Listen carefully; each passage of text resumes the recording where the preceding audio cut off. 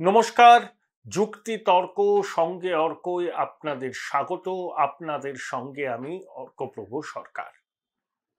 ঐতিহাসিক মুহূর্ত 6ই মার্চ, গঙ্গার তলা দিয়ে 47 সেকেন্ডে মেট্রো চলল। প্রধানমন্ত্রী কচি কাঁচাদের সঙ্গে সফর করলেন। একটা মাইল ফলক তৈরি হলো ইস্ট ওয়েস্ট মেট্রো। তীর্থ জটিলতা, জমি জট, প্রযুক্তিগত সমস্যা, রুট বদল, এখনো অনেক কাজ বাকি, কিন্তু প্রযুক্তির মাইল ফলক তৈরি হলো। প্রধানমন্ত্রী উদ্বোধন করলেন। বুধবার সকাল 10টায় মুখ্যমন্ত্রীর ফেসবুক পেজে বার্তা আসলো, আশা কর্মী, আইসিডিএস কর্মী এবং অঙ্গনওয়াড়ি কর্মীদের বেতন বাড়ানো হচ্ছে 750 থেকে 500 টাকা বিভিন্ন ক্ষেত্রে। আমি অত ডিটেলসে বলছি না, আপনারা ফেসবুক পেজে গেলেই দেখতে পারবেন।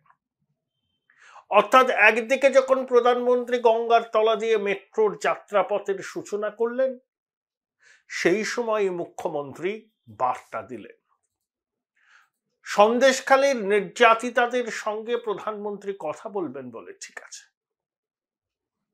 তার আগেই মুখ্যমন্ত্রীর বার্তা। কিন্তু আবার মুখ পুড়ল রাজ্য সরকারের। অবশ্য আদালতে রাজ্য সরকারের মুখ প্রতিদিনই পুড়ছে, এর মধ্যে নতুনত্ব কিছু নেই। হাইকোর্টের সিঙ্গেল বেঞ্চে মুখ পুড়ছে, ডিভিশন বেঞ্চে মুখ পুড়ছে, সুপ্রিম কোর্টে মুখ পুড়ছে, কিন্তু তা সত্ত্বেও বারে বারে এমন এমন সব দাবি নিয়ে, এমন এমন সব আর্জি নিয়ে উচ্চতম আদালতে রাজ্য সরকার যায়, সাদা চোখে আইনের বিবিধ অলিগলিতে স্বচ্ছন্দ বিচরণ করার অভিজ্ঞতা না থাকলেও এইটুকু অন্তত বোঝা যায় যে আর্জিগুলো ধোপে টিকবে না। মঙ্গলবার কলকাতা হাইকোর্টের প্রধান বিচারপতির ডিভিশন বেঞ্চ কি বলল? শেখ শাহজাহানকে নিয়ে রাজ্য পুলিশ হাইড অ্যান্ড সিক খেলছে। নিরপেক্ষ তদন্ত এবং মানুষের আস্থা ফিরিয়ে আনার জন্য সিবিআই তদন্তই জরুরি। আপনারা রায়টা পড়ে নিতে পারেন, আপলোড করা আছে। এবং মঙ্গলবার 4:30-র মধ্যে, অর্থাৎ মার্চ মাসের 5 তারিখ 4:30-র মধ্যে শেখ শাহজাহানকে সিবিআই এর হাতে তুলে দেওয়ার কথা বলেছিল প্রধান বিচারপতির ডিভিশন বেঞ্চ। এবং একই সঙ্গে এই সমস্ত মামলার নথি সিআইডি যাতে সিবিআই কে দিয়ে দেয় সেটাও বলেছিল। কেন্দ্রীয় বাহিনীর জওয়ানদের নিয়ে সিবিআই আধিকারিকরা পৌঁছে গিয়েছিলেন সিআইডি অফিসে, ভবানী ভবনে। পাক্কা 2 ঘন্টারও বেশি সময় অপেক্ষা করে তারা খালি হাতে ফিরলেন। কেন?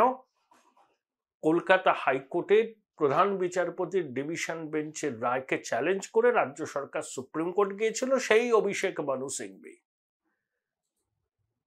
তিনি দ্রুত শুনানির আবেদন জানিয়েছিলেন, কিন্তু সুপ্রিম কোর্ট বলেছে না, দ্রুত শুনানি সম্ভব নয়, সুপ্রিম কোর্টের রেজিস্ট্রার জেনারেলের মাধ্যম দিয়ে আসতে হবে।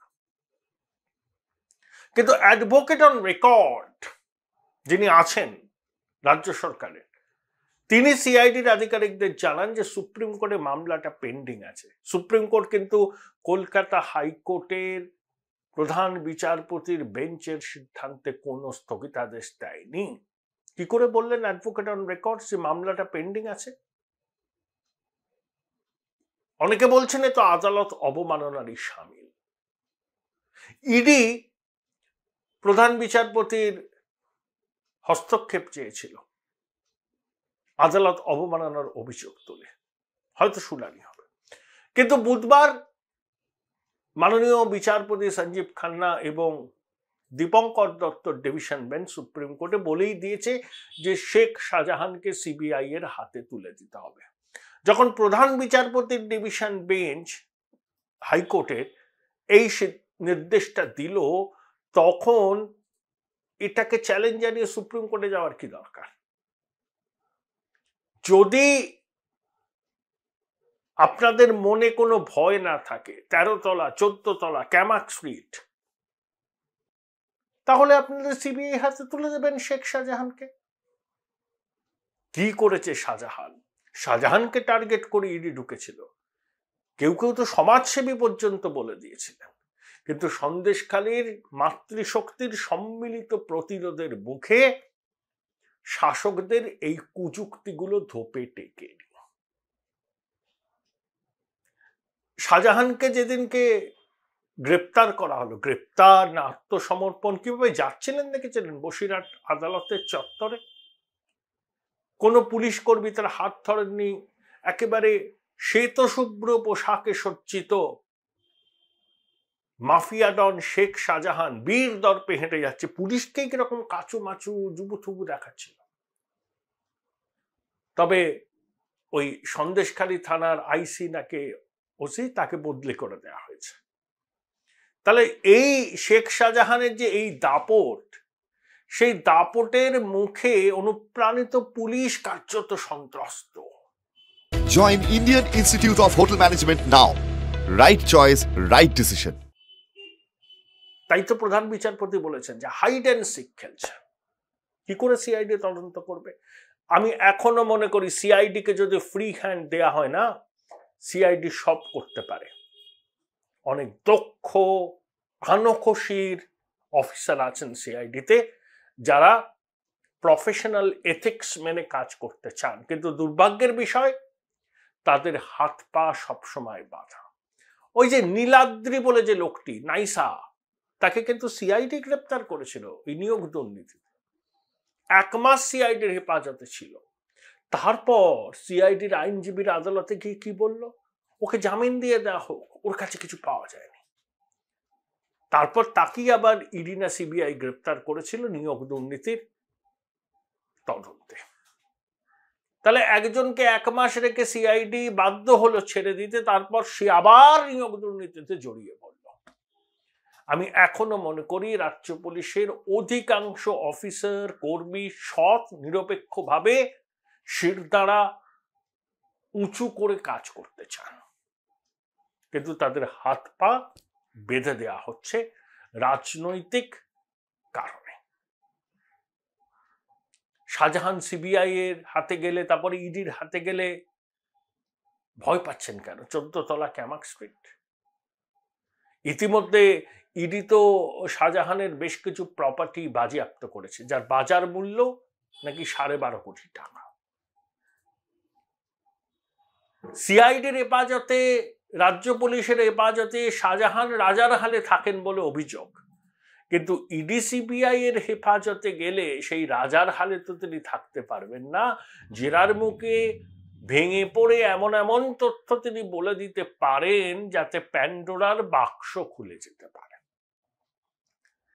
তাই না, সিবিআই এর হাতে শেখ শাহজাহানকে তুলে দেওয়া যাবে না। চলো সুপ্রিম কোর্ট, কর্তাদের টাকা খরচ করে মনু সিংভির পিছনে কাঁড়ি কাঁড়ি টাকা ঢেলে শেখ শাহজাহানের মতো এক দুর্বৃত্তকে আড়াল করতে চাইছে রাজ্য প্রশাসন। এই বার্তা কিন্তু রটে গেছে, সুপ্রিম কোর্টে রেহাই মিলল না। এটা এমন কি গুরুত্বপূর্ণ বিষয় যে ওভি সিংভি আবেদন জানিয়েছেন, এক্ষুনি শুনতে হবে। কেন এক্ষুনি শুনতে হবে? কেন? এটা কি কারো যাবজ্জীবন না মৃত্যুদণ্ডের রায় ঘোষণার বিরুদ্ধে আপিল করছেন? শেখ শাহজাহান, যার বিরুদ্ধে মাতৃশক্তি অভিযোগের ঝুড়ি খুলে দিয়েছিলেন, উজাড় করে মনের কথা বলেছিলেন, সেই শেখ শাহজাহানের কে নিয়ে তদন্ত, তাদের গড়িমসি গাফিলতি, গ্রেপ্তার করতে 50 দিন পেরিয়ে গেল। হাইকোর্ট প্রধান বিচারপতি রায় বললেন হাইড অ্যান্ড সিক খেলছে। তিনি বললেন সিবিআই হাতে তুলে দিন, সময় বেঁধে দিলেন। তারপরেও আমি ধৃষ্টতা দেখে অবাক হই। এখানে আইনের শাসন না, শাসকের আইন। আবার মুখ পুড়ল। পারসেপশনটা কি দাঁড়ালো বঙ্গবাসীর কাছে? যে শেখ শাহজাহানকে রাজ্য প্রশাসন আড়াল করতে চায়। মাতৃশক্তির সম্মিলিত প্রতিরোধ না হলে শেখ শাহজাহান এখনো হতারা থাকতো। তার বেতার বাণী, মোবাইল বাণী আমরা শুনতাম।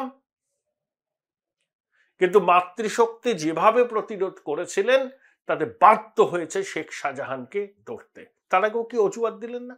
হাইকোর্টের তো স্থগিতাদেশ ছিল, ইডির বিরুদ্ধে ইডির যে হামলা হয়েছিল, ইডি মামলা করেছিল, মাননীয় বিচারপতি জয় সেনগুপ্ত সিট গঠনের নির্দেশ দিয়েছিলেন, ইডি সেটাকে চ্যালেঞ্জ করে ডিভিশন বেঞ্চে গিয়েছিল। ডিভিশন বেঞ্চ সেই মামলায় স্থগিতাদেশ দিয়েছিল, শাহজাহানের গ্রেপ্তারির উপরে কোনো স্থগিতাদেশ দেননি। ছোটবাবু কি অবলীলায় বলে দিলেন যে হাইকোর্টের স্থগিতাদেশ ছিল বলেই শাহজাহানকে ধরা যায়নি। হাইকোর্ট যেই নাকি স্থগিতাদেশ তুলে দিল, শাহজাহান ধরা পড়ে গেলেন। এত বড় নিচ্চলা মিথ্যা যে বলা যায় হাইকোর্টের সিদ্ধান্ত রায়কে সামনে রেখে, আমরা ভাবতেও পারি না। এখন সবকিছু আমাদের গা সওয়া হয়ে গেছে। একটা মিথ্যাকে ঢাকতে 100টা মিথ্যা কথা বলতে হয়, তখন আর সত্যি কথা বলার অবকাশ থাকে না। ঠিক এটাই হয়েছে। শাহজাহানকে তুলে তো দিতেই হবে। প্রাণপণে চেষ্টা করেছিল শাহজাহান যাতে কেন্দ্রীয় এজেন্সির হাতে না যায়, পারল না, মুখ পুড়ল। দেশের নির্বাচন কমিশনের ফুল বেঞ্চ কি বলে গেল? যে আইন শৃঙ্খলা পরিস্থিতির অবনতি হলে, ভোটারদের ভয় দেখানো বা ভীতির পরিবেশ তৈরি হলে দায়ী থাকবেন মুখ্য সচিব এবং রাজ্য পুলিশের মহানির্দেশক। কেন্দ্র বাহিনী টহল দিচ্ছে, 8 দফায় ভোট হবে। এবার কেন্দ্র বাহিনী মোতায়েনের দায়িত্ব শুধু রাজ্য প্রশাসনের হাতে নয়, সিআরপিএফ, ইডি তারাও ভূমিকায় নেবে এবং নির্বাচন কমিশনের যে বিশেষ নজর থাকবে এই বাংলায় নির্বাচনের দিকে বলাই বাহুল্য। কারণ এখানে নির্বাচনী হিংসা হয়, ভোটের আগে হয়, ফলাফল ঘোষণার পরে হয়।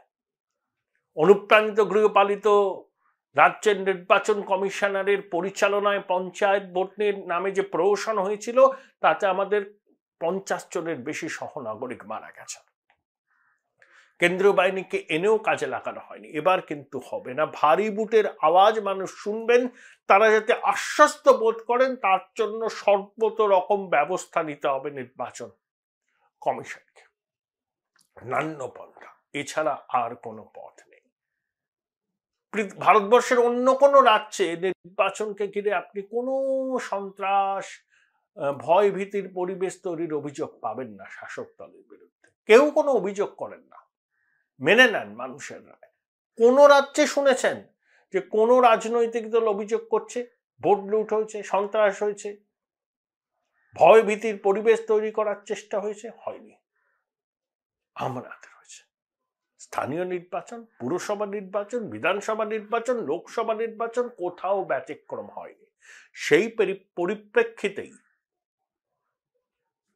দেশের নির্বাচন কমিশনের এই অভূতপূর্ব সিদ্ধান্ত 920 কোম্পানি কেন্দ্রীয় বাহিনী মোতায়েনের, এবং আমাদের রাজ্যের শাসক দল 1 দফায় নির্বাচনের দাবি জানিয়েছে। এসব শুনলে ঘোড়ায়ও হাসবে।